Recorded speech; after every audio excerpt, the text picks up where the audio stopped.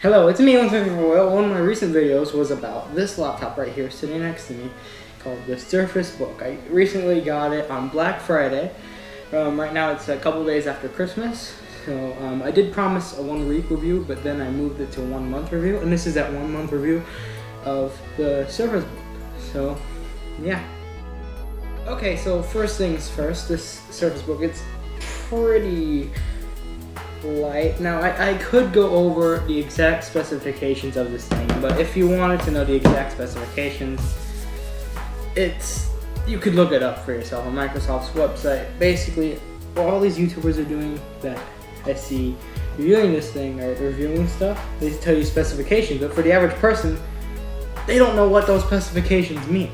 I mean, I do, but anyway, hey there guys, it is me, 123 from the future of this video, and I am sitting here. It is January 3rd today. Sorry, I'm gonna post a video later than the 1 month period, but this video was recorded at the 1 month period, so technically it is a 1 month review. But anyway, I am here to tell you guys the specs of the Surface Book, just in case you wanted to know them. I was thinking it over, and I didn't know if you guys wanted to actually know the specs or not. So basically, it has a dual-core, a 6th generation Intel i5 processor with the integrated HD Intel graphics, 8 GB of RAM, 256 GB of storage, and it also has an NVIDIA GeForce graphics card in the keyboard portion of it. I don't know the exact specifications of the graphics card, but based on my understanding of graphics cards and what I've read online, it should be about equivalent to a 960 graphics card, around 960, 965 or so. It is a custom by that Microsoft ordered specifically for this laptop, and they have not released what type of graphics card it is, but my best guess is about 960. So anyway, those are the specifications. Now let's get back to the video. Basically, what I'm here to tell you is it works great. It works phenomenally. And that hinge has actually grown on me. It looks nice though, although it does get a little dirty on the bottom. There we go. Basically, it's very light. I'm really enjoying it so far. The USB 3.0 ports work really nicely. The back view, this is prone to getting fingerprints, the Microsoft symbol, and the screen portion of it I found does like to bend. So I'm gonna take that as a good thing, saying it's flexible, but just be careful for that. Anyway, here's the bottom. It's nice. Basically, if you look at closely, all these holes on the bottom or on the sides, that is the exhaust for the fan inside the screen portion. There's an 8 megapixel camera on the back, and this pen, I've used it a lot more than I thought I would.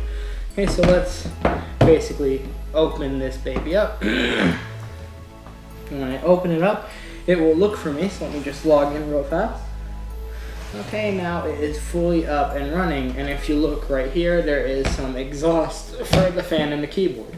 See, now in my tests, just using it for schoolwork and typing and web browsing and stuff, I will get anywhere between 9 and 12.5 hours of battery, depending on what I'm doing. Like if I'm watching YouTube, I'll get 9 to 10 hours of battery. If I'm just typing an essay or reading an article, I'll get 12.5. The one time it even said 13 hours of battery. So basically that is the form, because basically it can do that because if I take out the screen here, I can explain it better. The entire computer, it's amazing. The entire PC, everything you need to run a computer is in this part, is in the screen portion. Look how thin that is. Anyway, the entire the entire thing that you need to run a computer is in the PC. The processor is in here, the RAM is in here, the memory is in here. It has batteries. In fact, the screen portion alone, when I'm web browsing, I'll get about 3 hours of battery, or about an hour of like mini games like Bloons Tower Defense and stuff, and about 2 hours of watching videos. Okay, and it has the 5 megapixel camera in front and also the facial recognition camera for Windows Hello on the front. But this is amazing. Look how thin that is. I mean, this is an entire computer by itself. And basically the process, it doesn't have its own dedicated graphics card though. They just couldn't fit it in. But the processor does have an integrated graphics card. The model I have is a dual-core i5 6th gen processor. It has the dedicated graphics card in it. So, I mean, it has an integrated graphics card in it, sorry. And basically, when it's running normal stuff like web browsing, watching movies, videos, doing lighter stuff like that, you know, doing work, it will be running with the integrated graphics card. So the processor's not very power hungry. It's not gonna suck up all the power and the computer has in a short amount of time. But one thing that I really like, basically, doing regular work, it's on low power mode, basically. So it doesn't suck up very much battery, so that's how it can get the maximum of 12 and a half, 13 hours of battery life I've seen on it so far. But what's cool about it is when you go into a heavier application like an editing program or gaming, PC gaming, it performs really well actually. There is an extra graphics card, a dedicated graphics card, a GTX graphics card in here. I do not know specifically which kind, but I have read that due to specs it would be the equivalent of a 960, around there. And it basically switches that on, turns off the integrated graphics card and switches on the dedicated one in the keyboard. And that is basically when you're gonna get the shortest battery life, but it's also gonna give you the maximum amount of performance. Basically, this thing runs Star Wars Battlefront really well. It runs a bunch of heavy games. It runs games on my old computer that I would have to have low settings and would lag. I can have on high settings on this computer, and it won't lag at all. I mean, see, I like to put games into 3 different categories. There's lighter games like Minecraft and like mobile gaming and stuff that can run on pretty much anything. Medium games, which will run on pretty much anything, but some computers will have lag, like SimCity and Total War and Civilization and all that stuff, Team Fortress 2. And then there's heavy gamings like Battlefield and Star Wars Battlefront and stuff. And most of the games I have are those in that medium category. And I'll have those games like SimCity and Total War and stuff on high to ultra settings, and it will not lag out. I mean, the fans in the system, when it's on that high power mode with the dedicated graphics card, the fans get pretty annoying because it heats up super fast when I'm gaming. And the fans are running. You can definitely hear the fans, but if you have the sound of the game on, it's going to cancel out the fan noise and it's going to be fine. And basically, see, it has, I don't know if you can see it or not, but it has a nice backlit keyboard and stuff, see? Everything. The trackpad is one of the nicest trackpads I've used. It's a full glass trackpad. And one of my favorite features about this thing is the display.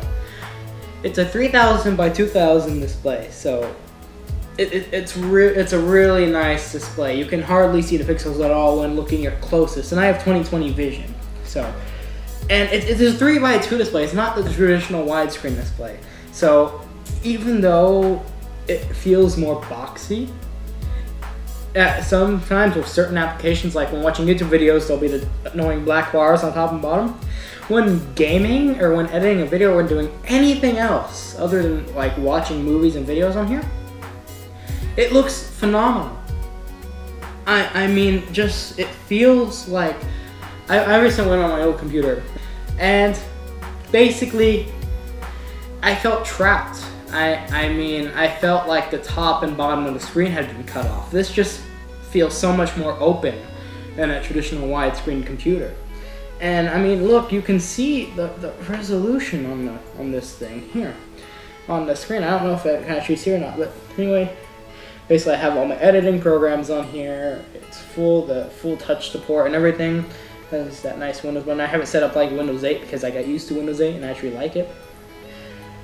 And I just, overall, I would give this computer a 10 out of 10. I mean, sure, it's not the fastest computer in the world for the amount of money I paid for it, but no other computer in the world for that amount of money is gonna do this. Is gonna be able to do this.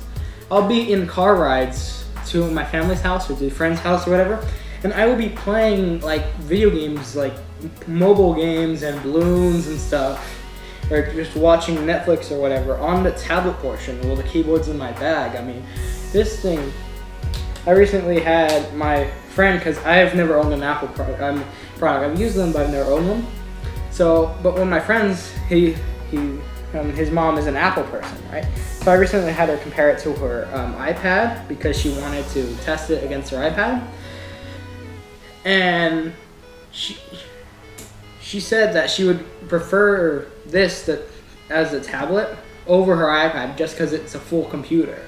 And it's light, it's super light and everything. See, the power button is up here, the volume button's up here as well. And it's powerful. It has the magnetic charging system, so if like I was to kick the wire or something, it wouldn't pull the laptop with it. And yeah, and everything just on here is fantastic. And honestly, I got this for college, and it has become my one device, and that, I believe, is Microsoft's goal with the Surface series. They want the Surface Book and the Surface Pros to become your one device you use. I'm using this basically as both a tablet and a laptop. I use this more than my phone. I use this to message people on like Skype and Facebook Messenger. I use this to check my emails, check Facebook, watch videos. I use it to work. I use it to game. This has become my one all-around device. I use this device more than any of my other devices combined. I mean, and the pen is magnificent. One click opens OneNote, double click screenshot, and hold down opens Cortana. And it's just an awesome device. And if you have the money, I totally recommend it. This device, at first I thought it wasn't gonna be worth it. I thought, I was like, oh no, I paid way too much for this. It's gonna be a piece of crap. At first I looked at it and I was like, that is too skinny for gaming and stuff. Anyway, so